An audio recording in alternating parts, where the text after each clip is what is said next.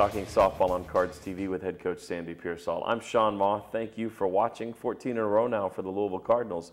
This is a big week for the Cards as we go to the Wednesday games. We previewed it. USF's in town. They bring the best ERA in the nation in terms of individual pitchers and Nevins and national TV audience. And a gritty first game. I think they loaded the bases in the second inning with one out. Torrey got some huge outs. Maggie Ruckenbrod came through with a big two-run single, and you kind of pieced together a win in that first game and had to feel pretty good with that first victory. Yeah, you know, can't say enough about what our pitching staff and our defense did because they had to hold strong. We many times had our backs against the wall in that game, and yet they got the job done for us and kept us in the game, and then our offense just kept, you know, trying to find a way to get it done, and they did. They did a great job. So you take that break, you know you've got one under your belt, and I think the great thing is the motivation's still there because it's still the first place team that you're facing, even though you had such a tremendous year. And in game two, the Cards get a big blow from Jordan Trimble. The opposite field, grand slam. You know, I see that picture on the website, the look on Jordan's face. Happy. For me, that's what helps me get to the office every day and work in this business. You just got to be so happy for these kids to be having fun like that. Yeah, you know, that was an incredible experience. We had bases loaded, you know, and Wolney just missed putting one out, and we, you know, were able to capitalize on that, but with only one run because it looked like it might get caught. Yep. And then, you know, they put Tanner on, and I think Jordy took a little offense to that. I was hoping. And I think, you know, Jordy wanted to get up there and get something done, and she certainly took her hacks. And that one she connected on that outside pitch, typically she's not going to hit that out of the park very often, but there's a lot of adrenaline running, and she got every bit of that ball and was able to get it out of the park. And her face, that was one happy player. Yeah, and you have to think with the pitching staff you have, it's going to be tough to come back from that. Not only does that happen, but you guys get into a fifth inning where Tanner Fowler comes to the place. Tanner hits a home run, and I think even some people, it took a sec to realize that's a mercy rule win. I mean, that's a huge victory for this team. Yeah, you know, honestly, I just wasn't even thinking in that realm. South Florida's a great team, great pitching staff. They're playing excellent defense. Their offense has kept them right there in the game. They got some great offense going. I honestly was not thinking that, and when it happened, I was like, oh my God, I can't believe this. But it, you know, of course, that was a great time. You know, enjoy the sweep because, you know, we needed those games. We wanted to put ourselves into first place solely, and we were able to do that, and that was an awesome experience. And I know some coaches aren't about making statements, but as a national TV game, knowing that the softball world, you know, if you're into the sport, you're watching those games on ESPNU, that had to be nice to know that people were watching and thinking, I'll tell you what, this isn't just the last undefeated team. This isn't just the 9th ranked team. This is a good softball team.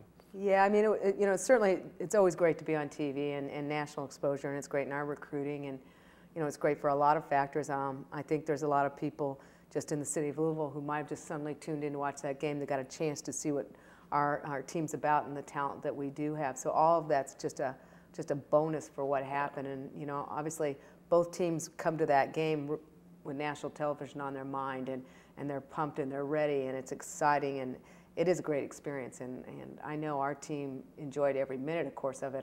You know, when you're on the winning side, it's even better. But I love having that opportunity, and you know, I'm looking forward to even more of those opportunities in our future. No question, especially as postseason rolls around. But before we get there, there was the opportunity for a letdown as the team went to Seton Hall. We kind of warned against that on the show, and the team maybe didn't play their best softball of the year, fell behind here and there, but the bottom line is you played on the road in great conditions Saturday, average conditions on Sunday, and you came away with 3 wins, and you got some great pitching performances when you needed it. You got some clutch hitting. Have a week, Tanner Fowler. I mean, she was Big East Player of the Week, but no, that's a great trip to go to South Orange, coming off the emotional wins and still keep the focus to get a sweep. Yeah, I think we were definitely a little more lethargic. I wouldn't say we were bad. I didn't really think that we were that flat. I thought we actually showed some things. We might have been a little tired, but I thought we, you know, showing pretty good energy in the warm-ups and everything. I felt pretty good about it, and Seton Hall is a kind of team that is good enough to give everybody a game all the time. They got offense. Their pitchers came out ready to throw, as we knew they would. And I think many a team over the years has gone in there, whether it's been us, DePaul, Salvador, or Notre Dame, we've all ended up doing something there, dropping a game to them because they come ready to play. They're anxious, they're hungry, and I got to say thank God for Tanner Fowler and Carolee O'Connell because those two, if they hadn't showed up, we would have been in trouble there. You know, Carolee just threw awesome and really helped us out. And wow, Tanner. Yeah. I mean, she was a one-woman offensive team. Yeah. It was just like, I don't know where this came from, but yeah. And then Sunday, it wasn't. She was not the one-woman offense. She was the non-offensive woman. The team had a little fun ribbing her on the way home. We can guarantee that. But 3 home runs in the doubleheader on Saturday to help the team to the win. And as I followed along on Twitter, I actually got a little nervous for Mother Nature. I was in contact with Lori, keeping track, and they took a lead, and I thought, boy, if those rains come, we might get a tough 5-inning loss. But credit to the team for sticking through and pulling out the win Sunday. Yeah, I was a little worried. You know, certainly we had the rain, just pretty much kind of a steady sprinkle going on. It got a little bit heavier as the game went on. Mound was getting a little bit muddy, and we were having some problems with that, and they were having to bring in some turfus. Was getting nervous, and you know, luckily we exploded a little earlier before the 5th, thank God. Yep. But again, that was in the back of all of our minds, I'm sure, and again, weather held off just enough, and it was really funny. Game ended in the 7 innings, and couldn't have been more than 15, 20 minutes later, it really started to come down, and so we're very happy to get out of there. It was a tough series. You know, they have some very good players, so we were just happy that we were able to get out of there with 3 wins. The tough travel week, though, takes the kids into finals, and we can forget about things going on outside of the sport. But the focus is certainly on studies, and they'll be interrupted just a tad on Wednesday. The Cards head to Bloomington to take on Indiana, and when you're 43-2 and ranked in the top 10, you've got a target on your back, and it pretty much doesn't matter who you play. They're always going to be bringing their A game. Yeah, and that's really probably the hardest part right now, I think, to maintain a high level of play every time we go out there, because every pitcher seems to bring their best game. Now, a day later, they might get shelled, but that day against us, they bring their best game, and it's been really tough for us. And, you know, I'm proud of my team and the fact that, you know, we've relied on so many people this whole year to win for us, both offensively and defensively in our pitching staff, and we continue to do that. You know, luckily we are always finding somebody to step up for us and get the job done, and that's what's helped us throughout the year. No question.